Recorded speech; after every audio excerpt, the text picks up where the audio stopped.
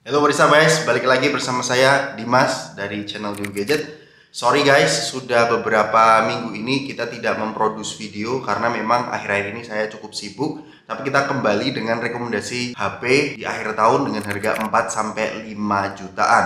Kenapa saya mengkategorikan 4-5 jutaan? Karena ada beberapa alasan. Yang pertama adalah di rentan harga 4-5 jutaan ini adalah rentan harga yang cukup kompetitif ya. Dan ngomongin soal HP di rentan harga segini, memang fitur-fiturnya tidak terlalu disunat dibandingkan dengan harga 4 jutaan ke bawah. Dan alasan selanjutnya adalah saya lebih sering mereview HP di rentan harga 4-5 jutaan. Kalaupun tidak ada HP yang kalian inginkan atau saya rekomendasikan di video kali ini, mungkin saya lupa atau saya kurang begitu merekomendasikan. Sebelum mulai, semua HP rekomendasi yang saya kasih tahu di video ini saya taruh link pembeliannya di kolom deskripsi di bawah.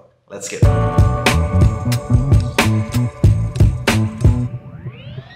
Untuk harga 4 jutaan, saya merekomendasikan beberapa brand pilihan. Saya mulai dari Samsung. Samsung itu ada A5 2S dan Samsung Galaxy S20 FE. Kenapa A5 2S? No brainer ya, A5 2S di rentan harga 4 jutaan. Teman-teman cukup bisa mendapatkan fitur-fitur yang lengkap ya, seperti audio headphone jack, kemudian hybrid SIM, plus Snapdragon yang digunakan di A5 2S ini justru chipsetnya ini lebih bagus dibandingkan dengan A53 ya, karena Snapdragon 778 menurut kami adalah Snapdragon mid-range yang masih relevan di tahun 2022 bahkan nanti 2023 mendatang. Kemudian masih dari brand Samsung di harga 4 jutaan, ternyata Samsung Galaxy S20 FE versi Snapdragon itu juga sekarang turun harganya di 4,8 sampai 4,9 jutaan ya. Itu brand new teman-teman. Meskipun ini termasuk HP lama, tapi saya masih merekomendasikan karena overall packaging yang ditawarkan. Dari segi kameranya, kemudian performanya ya, menggunakan Snapdragon 865 sampai fitur-fiturnya lengkap banget ya. Wireless charging, Samsung DeX sampai IP68 juga ada di Samsung Galaxy S20 FE.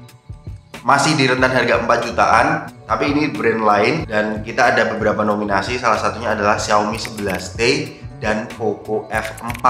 Keduanya juga saya sudah membuat videonya, linknya di kiri atas ini. Antara Xiaomi 11T dan Poco F4 di rentan harga 4 jutaan ini sebenarnya nggak ada pilihan yang salah ya. Kalian masih mendapatkan performa yang lembut, terutama di Poco F4 ya, dengan Snapdragon 870-nya. Desain dan fitur-fiturnya menurut saya Poco F4 di 4 jutaan itu cukup menggoda ya bagi teman-teman yang sedang mencari performa. Memang Poco F4 salah satu yang terbaik di rentan harga segini, malah yang terbaik bisa dibilang. Kemudian selanjutnya si Xiaomi 11T ini lebih ke all-rounder, meskipun performanya tidak terlalu ngebut seperti Poco F4, tapi untuk keseharian menurut kami sudah bisa memenuhi kebutuhan saya ya. Dan di harga 4 jutaan ini Xiaomi 11T adalah satu-satunya HP yang mendukung internal storage tertinggi ya, di 8/256 GB. Jadi no brainer antara Poco F4 atau Xiaomi 11T, itu saya keduanya merekomendasikan. Kemudian yang ketiga adalah dari brand Realme di rentan harga 4 jutaan. Kalau teman-teman pengen berbeda, itu ada Realme 9 Pro Plus.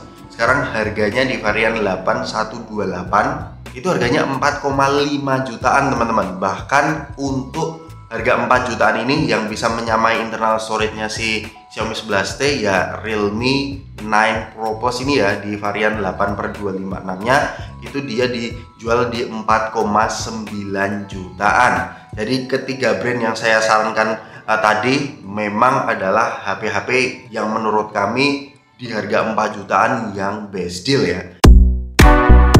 Kemudian kita beranjak ke harga 5 jutaan. Di harga 5 jutaan ini juga banyak banget pilihannya. Dan biasanya di harga 5 jutaan ini nominasi di 4 jutaan tadi itu saya masukkan di sini karena memang di 5 jutaan internal yang ditawarkan itu lebih tinggi. Seperti A5 2S di harga 5 jutaan itu sudah berstorage 8/256 ya. Jadi lebih lega kalau teman-teman mencari kapasitas A5 2S yang lebih lega, di harga 5 jutaan itu masuk. Kemudian yang selanjutnya masih di harga 5 jutaan, yang unexpected adalah si Xiaomi 12 Lite. Ini di harga 5 jutaan kalian juga bisa mendapatkan internal 256 GB, RAM-nya juga 8 GB. Dan secara overall menurut kami, kamera utamanya itu justru lebih bagus dibandingkan dengan A5 2S ya. Bahkan untuk beberapa sektor memang Xiaomi 12 Lite ini dibandingkan dengan A5 2S itu saya lebih condong di Xiaomi 12 Lite. Tapi nanti kita akan review khusus ya antara Xiaomi 12 Lite dan A5 2S di video selanjutnya. Tapi memang pilihan dari harga 5 jutaan Xiaomi 12 Lite ini dari segi desainnya, bahkan baterainya itu terbilang awet ya. Saya sudah mereview Xiaomi 12 Lite di kiri atas ini. Meskipun di beberapa game seperti Genshin Impact itu terlimit, memang Xiaomi 12 Lite ini bukan diperuntukkan orang-orang yang sedang mencari performa dan efeknya dari limit Genshin Impact tadi, maka dia suhunya tidak terlalu panas, bodinya tipis, desainnya mantap, storage-nya gede, dan kameranya bagus. Xiaomi 12 Lite bisa menjadi pilihan alternatif di harga 5 jutaan dari Xiaomi. Kemudian selanjutnya masih di harga 5 jutaan itu diduduki Xiaomi 11T Pro. Ini yang varian 8/256 GB nya sekarang juga harganya di 5 jutaan saja ya. Apalagi pada saat saya mereview itu juga kameranya tergolong bagus banget ya Xiaomi 11T Pro. Saya sudah memversuskan Xiaomi 11T Pro bahkan dengan Samsung Galaxy A7 III. Kalian tinggal cek videonya di channel ini, sudah ada semua versusnya.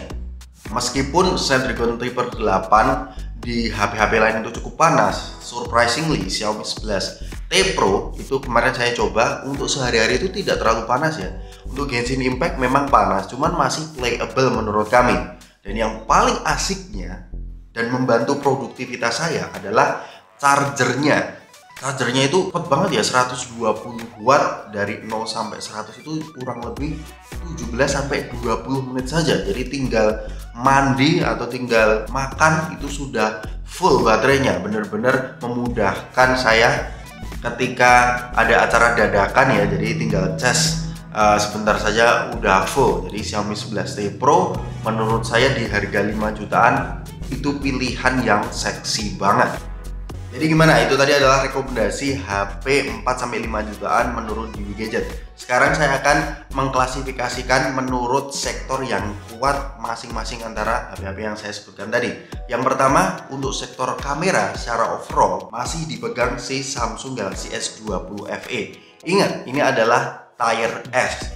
Dari segi foto-fotonya, apalagi kemarin pada saat update software S20 FE Snapdragon ini benar-benar bagus banget ya. Kondisi pitch black saja masih bisa menangkap gambar cukup jelas, apalagi videonya juga mendukung 4K 60 fps. Kemudian dari sektor performanya, dari HP yang saya rekomendasikan tadi, Poco F4 menjadi HP yang saya rekomendasikan karena dia menggunakan Snapdragon 870.